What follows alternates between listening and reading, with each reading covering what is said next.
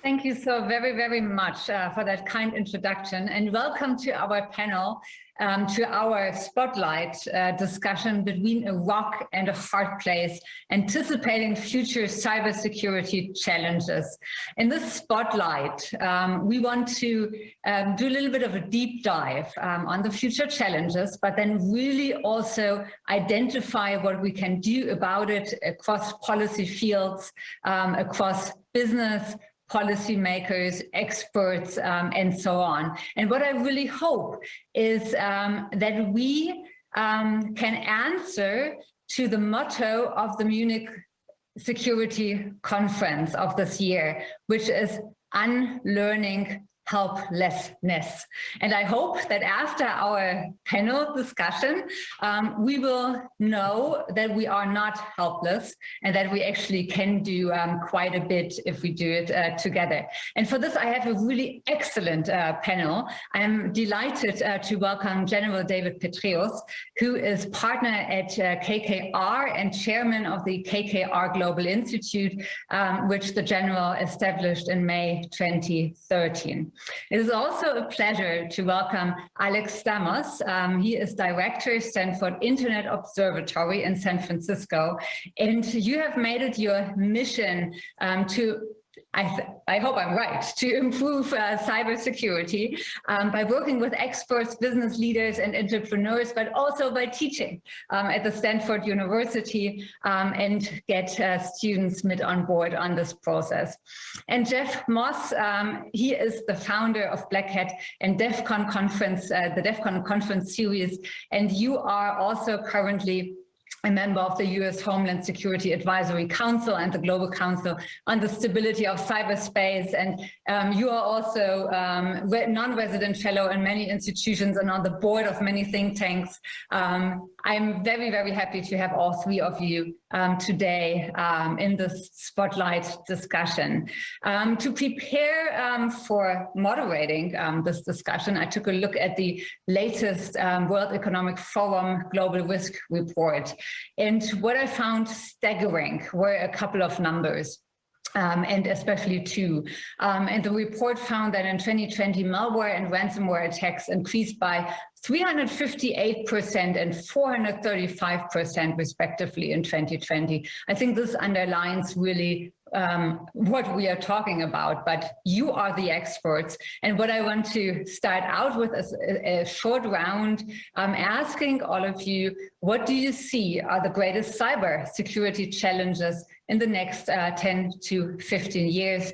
And I would love to start with you, General. Well, thanks very much, Stormy. It's great to see you again, and it's really wonderful to be with two true legends in the cyber field, obviously Alex and Jeff. And I must say it's also great to be in Munich, even if I am zooming in from my hotel room in Munich.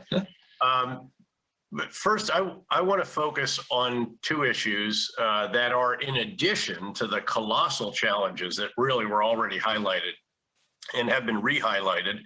But the first two speakers identified those of filling the enormous shortage of cybersecurity professionals and also building the culture that CISA Director Jen Easterly described as hugely important also.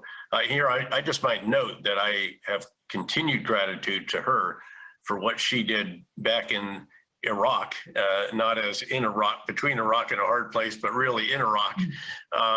Back during the surge in Iraq, when she came out from NSA for a week and went home 6 months later, after building what has become known as the cyber fusion capability, the real-time regional gateway, that, as she noted during her remarks earlier in this session, literally took thousands of seriously bad guys off the battlefield. The two issues on which I'd like to focus, again, cybersecurity challenges. The first is, I think, the single biggest, and this is embracing and operationalizing something that is very challenging. It is understanding that no cybersecurity application or product can by itself provide adequate cybersecurity. Rather, what is needed is a comprehensive, integrated, managed cybersecurity solution based on zero trust principles. That is an enormously big idea. And it's even more enormously difficult to operationalize. It typically requires somewhere between 80 and 90 or so applications and products, all of which must be integratable, can be actually installed, managed, constantly updated, overseen by an ops center. And again, based on the idea of zero trust principles as well. And again, this, I think, is the single biggest of the big ideas about cybersecurity, and also the one that is in many cases the most elusive. The second huge challenge, I think, is the growing imperative. We've known about this for a long time, but it just seems as if ever more important that we figure out how to do much greater sharing of threat intelligence at real time, at machine speed, driven by algorithms, not by people, not, you know, a call from the FBI's field office to you saying you've been hacked, but a machine notification. Noting that, of course, there are certain ecosystems, certain areas of infrastructure in the United States, for example, that are really quite well integrated, and the gold standard would be the banking sector, the financial sector, just because they have to. The penalties for a breach are so enormous, and the Treasury Department does a very good job of overseeing that. But that is really the outlier. The norm is not that. And despite the new initiative, the Cybersecurity Defense Collaborative, which CISA is pursuing, which I commend very strongly, we've got to build out something much, much larger. And to figure out how to do that with trusted networks, and again, get this going at machine speed rather than at the speed of a human. And so those would be the two that I would nominate for the Academy Award and the two most difficult cybersecurity challenges out there. Thank you so much, General. And we certainly will come back to the question of how to get there as well in the second round. But first, let us now also hear from Jeff. What do you think are you, in your point of view, the greatest challenges?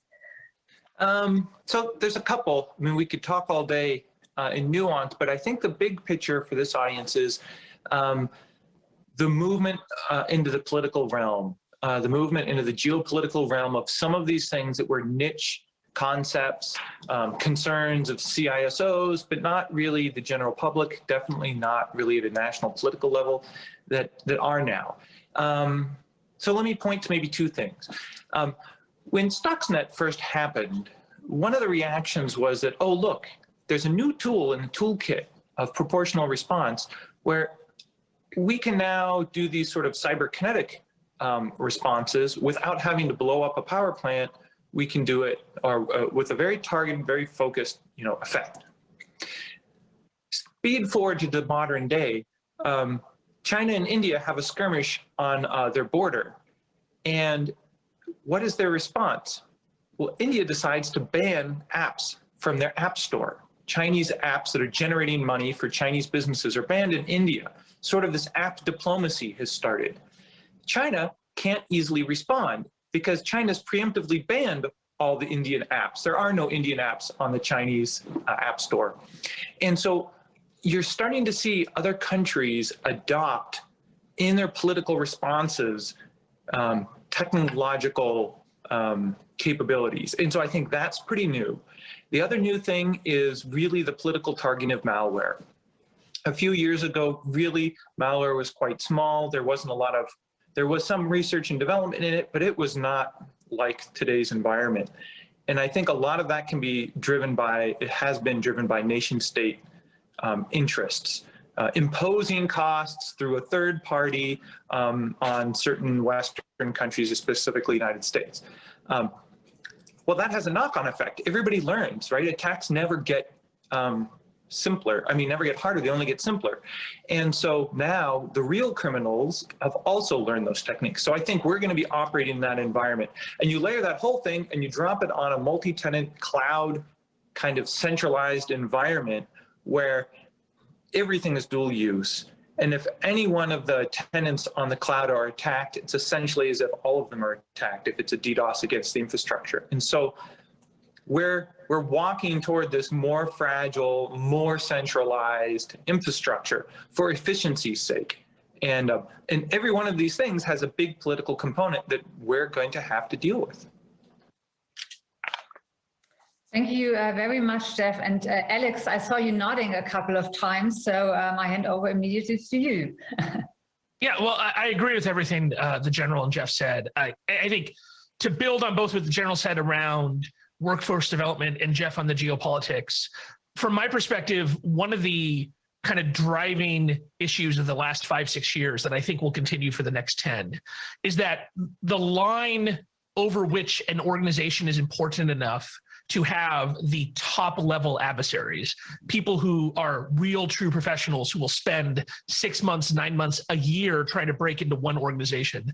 That line has only constantly moved down over the last 20 years, right? If you look at the early 2000s, we have intrusions by Chinese groups and Russian groups against the defense industrial base, the Northrop Grummins, the BAE systems, and the like, the Airbuses. And then you have oil and gas, and you have the big banks. And 2009, you have the attacks against the tech industry. And so we've seen more and more industries end up on the list of companies that have to worry about this. The truth is that that line is almost at the floor now, that any organization larger than a mom and pop shop now is possibly facing really high-end professional attackers, either because the definition of what is a legitimate target of state actors has broadened extremely widely, or because of ransomware, because of the incredible amount of money in the post-cryptocurrency era, the incredible amount of money that people can legitimately make hacking. When Jeff and I were coming up, when I was going to DEF CON when I was 17 years old, and Jeff was a slightly older, which he looks younger now, but I just want to make for the record that Jeff is definitely older than me. When I was 17, 18 years old, you couldn't go be a professional hacker and make millions and millions of dollars a year. It actually, that's kind of a rumor that existed, but actually getting away with stealing all that money and spending the rest of your life on an island was extremely difficult. And today, on a normal Tuesday, you might have $100 million theft or a massive ransom being paid. And so the change in the economics and the change in the alignment of state companies, of state organized actors, means that the threat profile for most organizations got way worse, and those organizations are not ready. I do a lot of work with big companies in the US, and I would estimate that maybe half of the Fortune 500, of the largest 500 publicly traded companies in the US, have a modern defensive outlook on cyber, that they have something approaching a zero trust architecture, that they have EDR capabilities that allow them to monitor all their endpoints. They have logging and timelining capability on a single pane of glass, that they have the ability to track and isolate individuals, conditional access controls that allow them to make decisions of whether somebody's trustworthy or not, passwordless architectures. Probably only half of the big companies, and I expect that's the same for the DAX in Germany. If you look at those 40 companies, maybe half of them are ready to play at this level and half of them aren't. And we don't have anywhere near the amount of talent necessary to get all of those organizations up and running. And we're not just talking about the Fortune 500 and the DAX 40 anymore. We're talking about thousands and thousands of companies that are up there. I think that's one of the lessons of last year when you have companies like SolarWinds, which is a company that nobody had ever heard of outside of a small number of IT folks, becoming a major component in a state actor's campaign against Western interests. That's the kind of thing that we're going to see more and more of over the next decade. Yeah, thank you so much. All three of you mentioned that the borders between politics, geoeconomics, and technology are more and more blurring. And one, maybe it's not the right word to say, but playground of geopolitical actors is currently the Ukraine. And Alex, I would like to ask you, how is the cybersecurity environment in such a conflict? How are companies also dealing with this, preparing for it? Please. Yeah, so first I just want to say is, while this is a conference about cyber and I want to talk about that, obviously that's our area of expertise. We're on the verge of a massive humanitarian crisis, with the largest potential invasion in Europe since 1939. And the first use of kind of, the general is the expert in this, but I don't think we have a good example of kind of modern combined arms between two adversaries like this against each other. So I just want to say, I think we all should be cognizant of the human impact here outside of cyber, because it's going to be horrible. I think a lot of people are expecting that there will be, based upon Russian activity in 2008 and 2014, tied to a variety of their kind of foreign adventures, that there will be some kind of hybrid warfare that is going on here. We perhaps are seeing the start of that. There have been denial of service attacks against the Ukrainian government, the Ukrainian media, right? So you start to have, as Putin ratchets up the pressure on Ukraine, the use of a variety of cyber techniques to try to raise the pressure on Ukrainians and give them and to instill fear by cutting them off from sensitive areas of information. I think the immediate target will be in any Russian invasion, the communications networks, right? That's one of the big differences between now and previous conflicts, in that a huge amount of the command and control that happens with a military like Ukraine's is based upon the civilian network, right? And we do have stories of this that I'm sure the general can tell about, American soldiers buying Iridium satellite phones because they work better, than the initial equipment they're given and such. We'll see the same thing in Ukraine, where a lot of the command and control are going to be happening off of people's individual phones on the public network, on the public internet. Ukraine has their own telco companies. They also have a lot of telco that's actually run out of Central Europe and Western Europe. And so if from a Russian perspective, those are going to be legitimate targets. And then I would expect that if we end up with a NATO response, that part of the Russian goal to deter NATO from backing Ukraine will be to attack critical key infrastructure and companies in the West. Now, how much they turn that up and how far they go up the cyber escalation ladder, I think is a big question, because one of the things we've never seen before is we've never seen the US and our allies kind of unleash our offensive cyber capabilities. And it is unclear what that escalation ladder looks like between the West and Russia. Yeah, thank you so much. Jeff, you mentioned that our vulnerability is pretty high or has increased because also of concentration and due to efficiency reasons, and that there's a lot of critical infrastructure, and Alex just pointed that out as well. Have we not learned from previous crises? Oh, we've learned, but the economic drivers are such that efficiency wins. Efficiency wins almost every argument. And I wanted to pick up on some of the themes Alex was talking about, which is in this conflict, we haven't seen any real effort, maybe besides the financial FS-ISACs for information sharing or coordination, is more and more dependence on civilian infrastructure. And so in that environment, is there a responsibility, or is there something that the government should be doing to sort of say, hey, critical infrastructure operators or telco or non-critical infrastructure operators like Twitter, heads up, there's going to be conflict, we think. Switch to plan B, switch to red alert, whatever that is. And then that signals to industry like, okay, we're going into a potential conflict. What do? We start checking our BGP routes to make sure people aren't hijacking us. We run a full backup on all of our data. So if there is a destructive event, we're good right now. We were going to do it monthly, but we just got this heads up from our government. We're doing it now. Are there things now that, when I was really young, Alex, we had duck and cover because we still had the shadow of nuclear war with Russia. And so there were sort of preparedness drills. Do we have a civilian government coordinated drill that we're supposed to do? Because it really seems like everything we're talking about is the onus is and the harm is going to be on the civilian infrastructure and cloud providers and telco and the average citizens, yet they're not really included in any of the coordination or response planning. And I think that's a big gap that incidents like Ukraine and Russia are going to force us to have to adapt to. General, again, I saw you nodding a few times. It would be great if you could also pick up that question.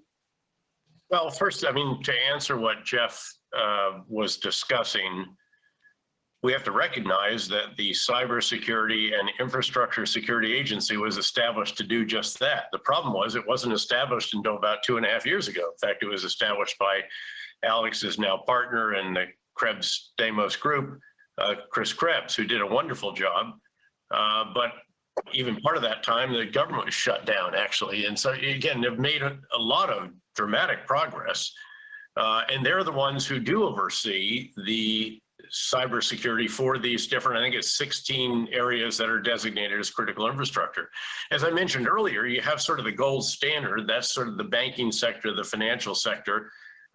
Treasury Department oversees that. And what you have are departments and agencies that oversee these different areas that fall within their purview. CISA keeps itself, like election security. It famously, of course, was overseen, and you'll recall Chris Krebs assessing that the last election was, very, very secure and so forth. So here you have the United States leading economy in the world that's actually behind the others. We started after those. We heard earlier, actually, in an earlier session from the United Kingdom's Cybersecurity Center. They're way ahead of us. They have a better partnership with their version of NSA GCHQ.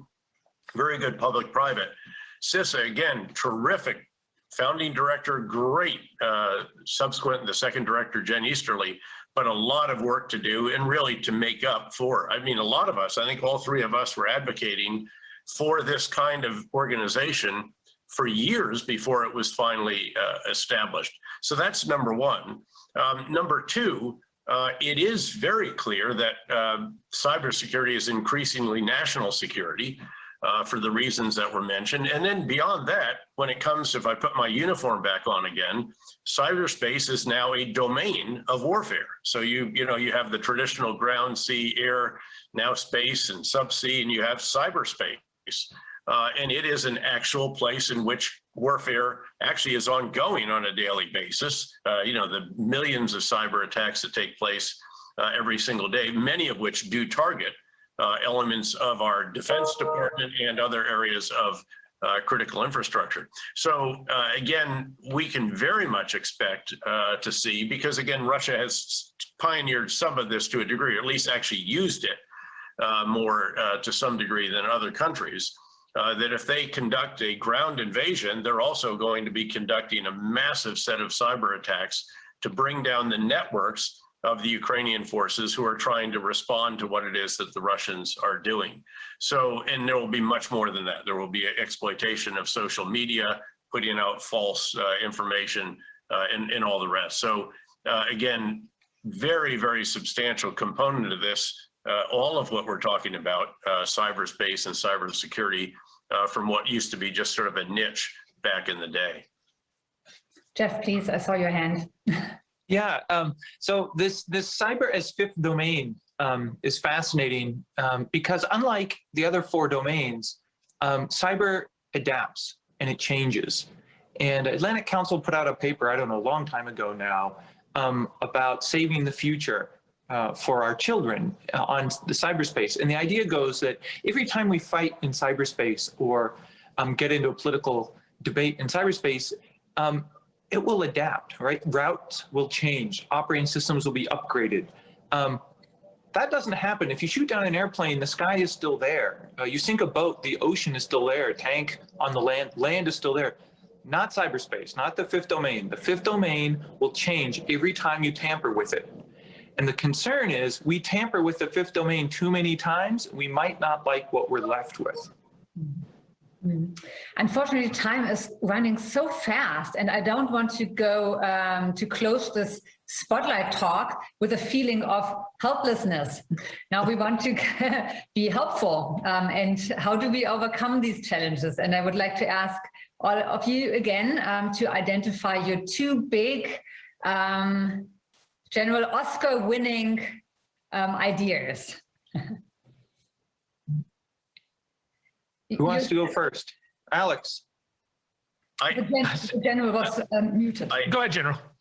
I identified the two areas that are the big challenges. You actually have to respond in those two areas as well. So you have to, again, make the creation of a comprehensive, integrated, managed cybersecurity solution based on zero trust principles the standard. That's what it is that you are going to want to establish. And then in the other area, General, you are muted. we have to figure out how to share at real time threat information and the threat mitigating measures. You know, what is the patch, what has to be done, so that it's not done at the speed of a human, but done at the speed of a machine. Again, CISA will be the quarterback for an awful lot of this, hugely encouraged by the two great leaders that we have had there and by the initiatives that they're taking, but they still need a ton of additional authorizations and appropriations. And our Congress in the US couldn't even get a law that would mandate mandatory reporting of breaches within 24 hours, much less at machine speed. So we have our work cut out for us without question. Thanks. Great, thank you so much. Jennifer, I still would like to press you a little bit for this in-time communication and passing on of data and threat perceptions or threats. Are we ready for this? Do we trust each other enough to do this also across borders? Well, again, let's try to get it within borders first. But you heard, by the way, from some of the others earlier in the sessions that, again, other countries are ahead of us. Germany does have a consortium. Others have consortiums. Again, the UK is ahead in certain respects. Don't get me wrong, the financial sector in the US is really pretty hardwired together. There are various consortia. And to be fair, the scale that the US has is vastly greater than any of the others as well. And we have states and territories and reservations and everything on top of all of that. So the challenges are greater, but we really are a bit behind where others have reached. And so we've got to very much pick up the pace. And yes, there will have to be a trusted component to that. You'll have to ensure ways of verifying that, for example. This is not undoable. And I'd leave it to the two real experts on here, Jeff and Alex, I hope to confirm or deny that this is actually possible if people have the will to do it and are willing to put the financial resources and authorities behind it. Thank you so much. Over to you, Jeff. So if I had to pick two, I want to go with the wise words of Tony Sager, who used to run the defensive group at NSA, and his plan was to automate everything, because you can't win head-to-head against all your adversaries, so you're going to have to automate. So you automate all you can, then you have to study what you cannot automate, and then you have to automate that. I mean, that's one of your only hopes for the future is mass automation. And then the second thing is, I don't think we're going to get the kind of outcomes, political outcomes that we're hoping for, unless something is done with software liability reform. There's liability in everything else in life, automobiles, airplanes, but for some reason, the software shrink wrap license in the software industry is unique, and it's really become an impediment. And you can reform it in a number of different ways, but I see that as the next barrier that's holding back a ton of change. So if I could, software reform and more automation. Thank you so much. And I also would like to press you on the issue of automation. The automation is still done, I mean, in parts by humans. Don't we have a tendency to build? Well, yeah, so the idea then there is, you're trying to free up the human to do the things that they do best, right? So companies, computers are not responsible, right? They're not liable. You can't hold a computer accountable. So therefore, they should not be making certain management decisions. Humans should be doing that. So what we need to do is make the computers as efficient as possible in the things they're good at, right? Automate everything you can, and that should free up the humans from doing the repetitive tasks and let them focus on these higher value decisions. Thank you so much. And last but not least, Alex. Yeah, so my suggestion would be organizations, if they want to play at this level, if they want to be truly ready for the kinds of adversaries that they are facing these days, they need to be in a constant mode of response. Organizations need to have internal capability to investigate and to respond to potential breaches, and they need to be feeding those responders with telemetry data, operational data, on endpoint data continuously. If you are an organization over 1,000 people and you are not constantly investigating a potential security breach, then you do not have enough information. You are not playing at that level. And then my other suggestion is executives need to just assume that they've been breached. Like the truth is being a CISO in 2022 is, you have to accept kind of the inevitability that you are going to be breached. Keeping adversaries of this level out of any reasonably sized organization is impossible. That doesn't mean we have to have nihilism and give up. What it means is that we have to focus on the rest of the kill chain of the different steps an adversary has to take to be successful in their goals. And so preventing initial breach is something you should work on, but not put all your eggs in that basket. You need to think about all the other steps the attacker might take and have the ability to interrupt their kill chain before they get to the end. Thank you so very much. To sum up, we don't need to be helpless, but we need to have the political will to solve the problems. This has been a huge pleasure, gentlemen. This was a firework of ideas, and you really wouldn't have needed me as a moderator. Thank you so very much. And we go back to the plenary.